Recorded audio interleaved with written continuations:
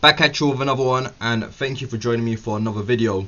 So before we look into the FA Cup 4th round game against Southampton, just want to go over some transfer news with regards to Arsenal. So first things first, in terms of incomings, we've got Matt Ryan from Brighton, who's coming as a goalkeeper, so hopefully we've got a much better backup option than we've currently got in Runnison. So in terms of Matt Ryan, this was very low key.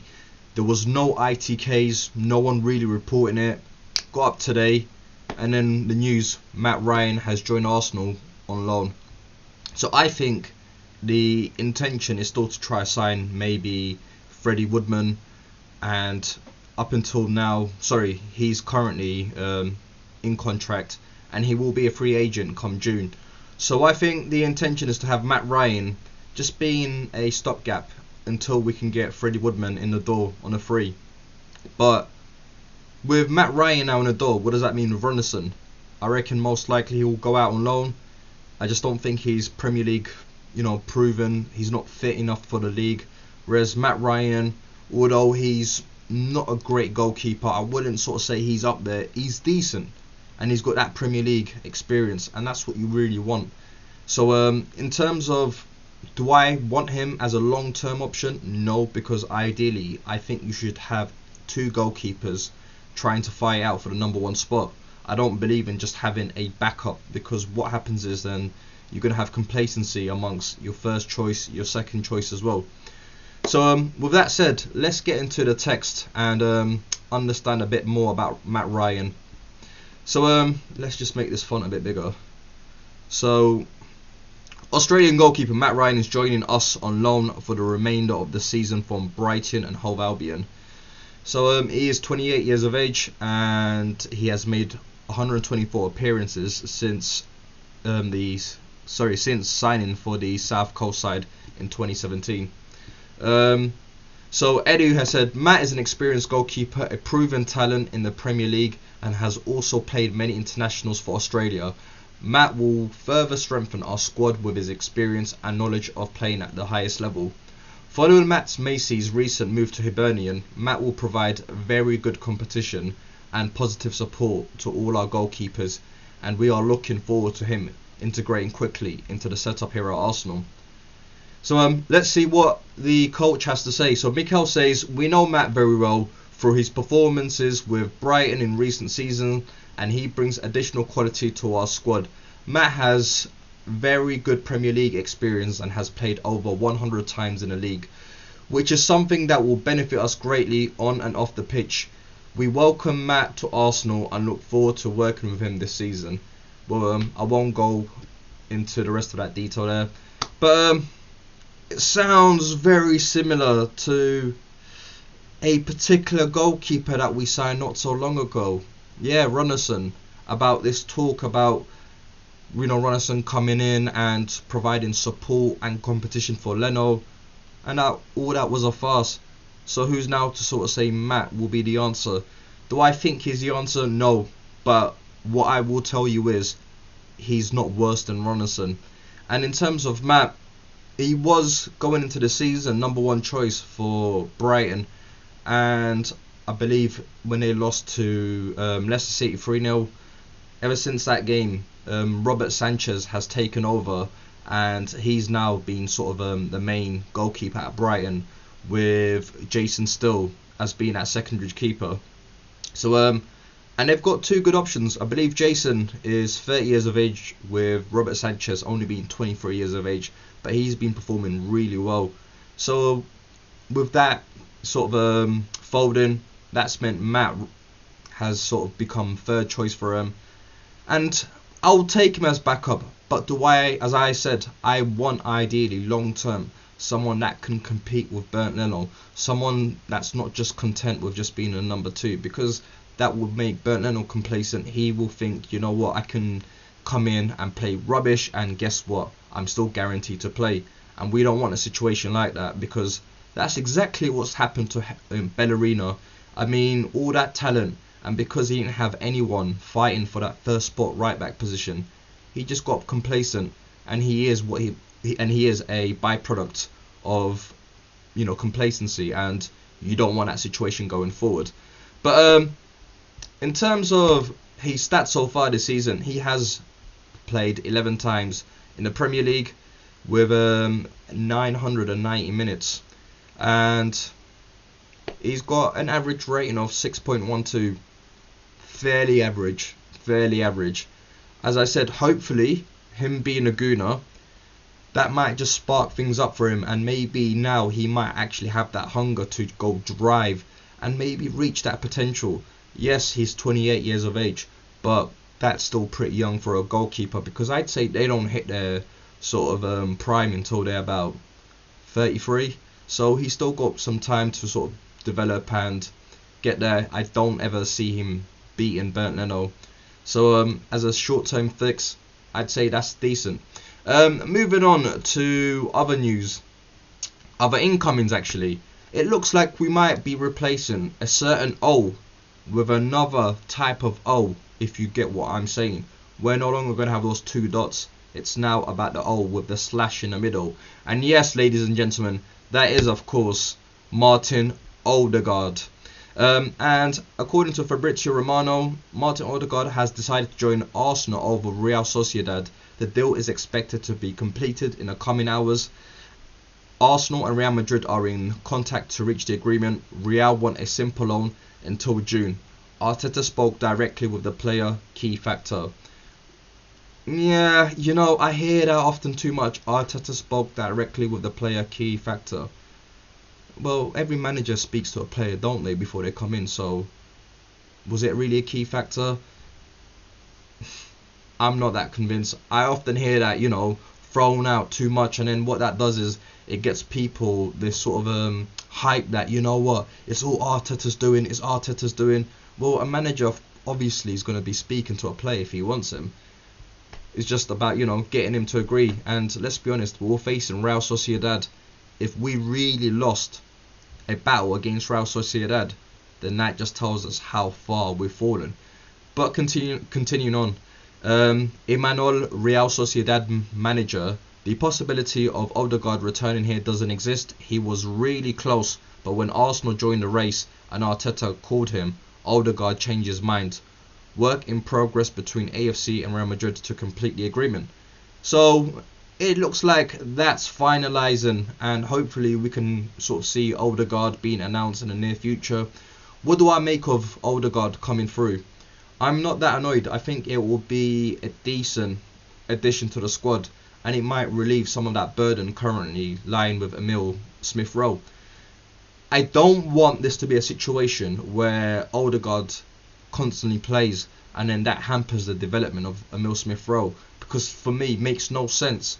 Why are we going to invest in a 6 months product of Real Madrid rather than investing in Emil Smith-Rowe? I think what I'd like to sort of see with Odegaard is these cup competitions and a few games here and there, just to give Emil Smith-Rowe a breather, play Odegaard. But I don't want Odegaard to sort of be our first choice rather than Emil Smith-Rowe, and that's how I like to sort of see things. And in terms of transfers, I'm hearing quite often Arsenal are doing brilliant business in January, brilliant. They've let Mezzozo go, they've let Socrates go, they've let Kolasinac. Yeah, but let's be honest, we're not making any money from any of these guys. You look at Liverpool, Ryan Brewster, 25 mil to Sheffield United. You look at their other, Jordan Ibe to Bournemouth, that was 20 mil as well. Just, Solanke to Bournemouth, 20 mil. All these sort of sales, and then we are losing all our assets. Sanchez on a free trade deal with United, which we got Mkhitaryan. And guess what? We terminated his contract. He went out on a free, and we invested 35 mil in Sanchez. Ozil, 42.5 million pounds, let go on a free. Yeah, you're looking at Socrates, bought in for 60 mil, gone for free. It's just a continuing factor. You're looking at Mustafi, who we signed for 35 mil. Come June, he's gone on a free as well. So I'm not buying into this hype where Arsenal are doing fantastic business. They letting so and so go, so and so. Well, it's easy for these guys. It's easy because they now have players with a few months remaining on their contract. So it's very easy to sort of say, you know what, here, let's have an agreement. We'll sort of come to a payout clause which both parties can agree on. We'll terminate your contract, and then what you do then is, instead of this time which you're not going to be playing, you go elsewhere and you sign a fresh contract, and most likely you receive a signing on contract. So it's not that great. It's, you know, and from the time I'm hearing journalists, fan base going on, oh yeah, we're looking great, you know, doing great business. It's really not. And then who will bring in the door? 2 loanees. So am I impressed? No. And I'm telling you guys out there, yeah, please don't get gassed, don't get carried away, because what happens is, come 3-4 weeks down the line, we'll get beaten by a mid-table team or a team who we as a fan base believe is, you know, deemed to be smaller than us. Then we're going to be sat here crying saying, yeah, the board, the fucking Cronkies, they're not back in it. And all I'm hearing today is, Don Edu got Odegaard, Don Edu got rid of Socrates, Don Edu got rid of Kolasinac, Don Edu got rid of Ozil. Relax, man, relax. When Don Edu brings us vital signings for our club to progress forward and start challenging for the title, we're not going to put Don in his title. He's, for the time being, going to be known as Edu Gasparoni. But that leaves us on nicely away from the transfer stuff and looking at the game for tomorrow. So we are taking on Southampton at St Mary's Stadium at 12:15 kickoff here at the UK. And in terms of the team lineup, I'm going to go with is as presented. And as you can see, yes, I have put Matt Ryan straight into the team. And that's because I think we've got a game. We're playing them again on Tuesday. Apologies. And I just think Leno deserves a bit of a breather. So Matt Ryan goes straight in. And surely you can't get any worse than Runnison. So Matt Ryan there. Moving on. I'm going to go with Ainsley as our right back. And that's because I think after sort of seeing Cedric's performance, and yes, I know it was just Newcastle United, but hopefully you can see something there and you can't drop him after that performance. So for me, Cedric is our main starter right back going into the Premier League. So Maitland-Niles plays, and you're probably asking, what does that, you know, mean for Hector Bellerin? I don't care. Moving on. David Luiz and Gabriel, I sort of want to see as our centre-back pairing. It's just a bit unfortunate that Gabriel's returned and he's not featured. And hopefully this FA Cup can provide him that platform. Because I think maybe Mikel Arteta's forgetting what the young Brazilian, you know, can do. And after all, remember, he won Player of the Month 3 consecutive months. You know, and from when I'm hearing fans saying, oh, relax, you know, Holding's doing brilliant, we can't drop him for Gabriel. I just think many people have a short-term memory, and I think, you know, bringing Gabriel back will just remind a few people why, you know, we were glorifying him not that long ago. So he plays for me, and David Luiz plays for me because, as I've said previously, Rob Holding for me. Actually, should David Luiz play here? I might swap him with Callum Chambers, actually. I think maybe Gabriel and Callum Chambers. I'd go with them. And I just sort of said David Luiz for me, he's not in our main plan going forward. Do we really need to play him? Rob Holding's looked decent in the league, so I'd play Gabriel and Rob Holding in the league. It's unfortunate that Pablo Mari still can't play due to his injury, so Gabriel will deputise instead for him. But going forward, I'd like to sort of see Luiz phased out of our team because he's not going to be here come June. And I want to see Mikel Arteta play the guys who will be here next season. So Gabriel, Chambers, Rob Holding, and whoever that might be. So for me, going into tomorrow's game, I might actually change Luiz for Chambers, as I said. So it'll probably be Ainsley, Chambers, Gabriel, and Kieran Tierney. And you're probably thinking, but don't you want to give Tierney a rest? I do. But I'm hearing there's strong rumours that we are very interested in a left back. So rather than playing Ainsley there as well, let's make Ainsley our second choice right back. And there's rumours that we might go in for Bertrand or the young lad at Crystal Palace, and I'd rather the young lad than Bertrand. So and if we are going to bring in a left back, then play Kieran Tierney, and then maybe that new left back can play come Tuesday. If we're not going to get a left back in time, then maybe play Ainsley there, and then Bellerina might come in. You know, that's all ifs and buts. But moving on to midfield, should be a nice easy one. Ceballos, El Nene, just because Thomas Partey and yes, I'm going to say it, Granit Xhaka have been better than the two presented here. So I'm going to play Ceballos and El Nene. Emil Smith Rowe, because I don't think we're going to make the... No, not I won't think. We can't play Odegaard in time because he won't be registered in time. Hopefully he will be registered for Tuesday so he can play against Southampton on Tuesday night. But that's my midfield. Going up top, I'm going to go with Lacazette, Nicolas Pepe and Gabriel Martinelli. And yes, I've not gone for Balogun because unfortunately he's been selected to play in the under-23s tonight. And that will probably be the end of Balogun. But I have gone with Pepe and Martinelli because yes, Oba has scored, but I think he needs a breather. And hopefully he can continue that form going in on Tuesday and, you know, firing us up on the table. And we should hopefully, you know, do the job with Martinelli and Pepe. I don't want to see Willian. Please, enough of the Willian. I just feel as if he's been given too many opportunities and he has just failed every single time. So for me, yes, Pepe hasn't been the greatest, but he just gives you more. Yes, he might be frustrating, but he might just score out of nothing. He might assist out of nothing. And that's the difference between him and Willian, who just doesn't produce whatsoever. And I have gone with Lacazette, and that's because...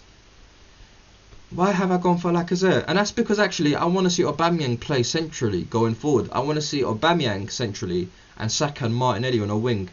And that's what I would like to sort of see in the league going forward long term.